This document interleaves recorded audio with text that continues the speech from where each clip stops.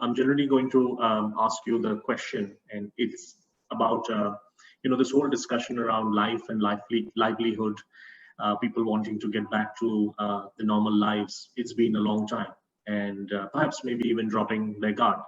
So I'll club a number of things which I had in my mind, and I'll ask you. One is people getting back to daily business, socializing with Diwali around the corner, and of course Durga Puja and everything in Calcutta and Navratri and all of that.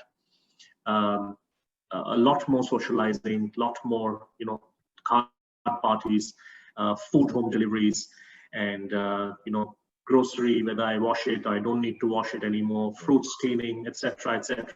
General thought on are we dropping the guard? Can we drop the guard? What is it that you feel? Thanks, Rich. That's a very really good question. So I want to mention two factors. One is the science behind it, but also the differences in human behavior that are inevitable in a lockdown of this extent. So one is the science behind it is scientifically there really is no reason that we should be dropping our guard. We know that herd immunity comes when there's 70 to 80% of the population that has antibodies or has had an infection or a vaccine. And even in a place like New York, which was the epicenter, at best it's 20% in most communities. So, I mean, this is why you see in Europe when the guard or the economy opened, there was really no herd immunity, which is why you're seeing surge in cases again, though they had a significant wave back in February and March. So scientifically speaking, it is a little bit premature to drop the guard. I personally am not socializing. I am keeping it only to work and home. And I remember that you said that most of the people in this discussion are 30 and 50. So most of us, that age group, will do just fine even if they have the COVID. The danger comes is that when you bring it home, who do you bring it to? If you have a young kid at home, those children might not be doing too well if they get an infection from us. More so if you have your parents living at home. We know that age more than 65 is a big risk factor, and the worst case scenario is you socialize, you go out, you bring the infection back home, and unfortunately give it to a loved one in your family. My parents were here a few months, and we absolutely banned any socializing for us and obviously for our parents for the 3 months that they were here. So I would, it's easier said than done, but this is the time not to let your guard down. Even one family member is too much to fall sick, as you know. And I would love to hear. The reason I say that is because 60% of us on this call have had COVID or have had someone close to COVID. So you know the bad face of this. And without herd immunity, bringing this infection home is just not a prudent thing to do. So that's the scientific part of it. We have to factor in the human behavior part of it, though, and it's being at home for 6 months now has to be playing mind games and frustrating people. Most of us are professionals here and have lived on a life of office and meeting with friends and so forth. So this can have huge psychological impacts, and there is no easy fix to that. There are some things that can be done safely, like bringing groceries home, wearing a mask at any time when you have someone home, maintaining 6 feet of distance. We'll talk about that a little bit. But overall, the cleanest thing to do is to keep our guard up as much as we can. Thank you. The poll is up now, so if you don't mind trying to respond to it, and for those of you watching on Facebook, there's a live streaming going there. The poll won't show up. The question is: have you eased your lockdown? Have you dropped your guard? In any of the following: travel, socializing, going out, etc., etc. And it's a yes or no answer. And surprisingly, it's half and half, Vikram. So I'm going to, I don't know whether you could see the results. It's half and half. Yes. So I'm going to take this off. And your thoughts? No, I get this. It's very difficult to lock down. And honestly, the more irritating part is that there is no end in sight. We don't have a vaccine yet. And even if there is a vaccine, deploying it across 300 million people in the US and 1.4 billion people in India is not going to be an overnight event. So I get this.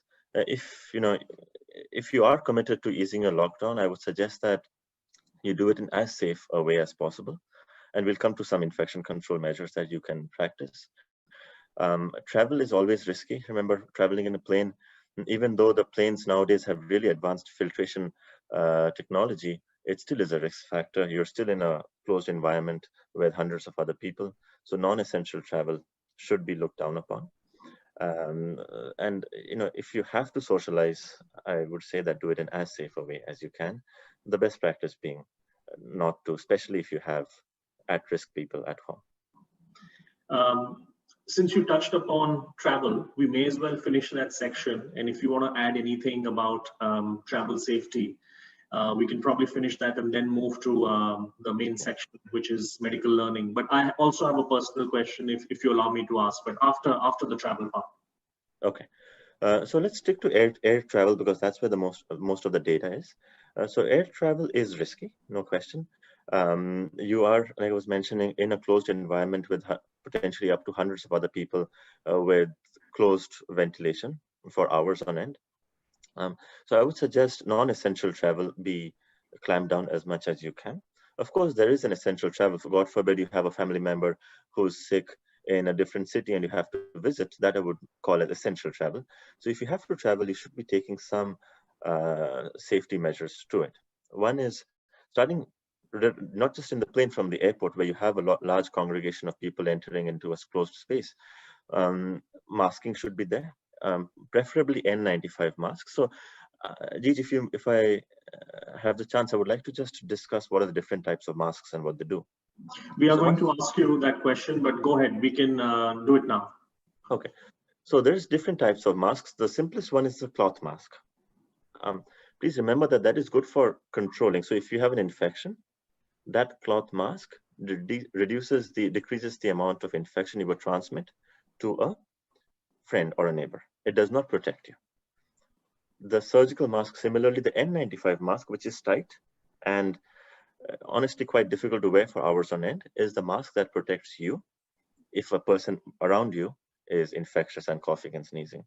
So I would just like to clear out that the possible misconception that a cloth mask or a face or a surgical mask does nothing to protect you. It protects your neighbor, your friend, your partner, and so on.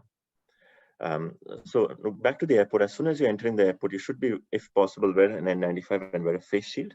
While you're in the plane, you should try to distance yourself. So one of the things that some airlines here are doing are emptying out the middle seat. So there's at least 3 to 4 feet difference between a distance between two passengers.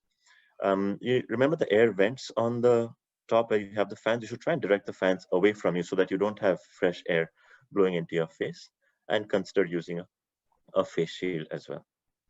And the risk not only is there in the airplane, but also in a busy immigration part, in a busy waiting room, in a busy lobby, similarly when you're exiting in the security line and so forth. So don't let your guard down when you're in the airport, but outside the airplane.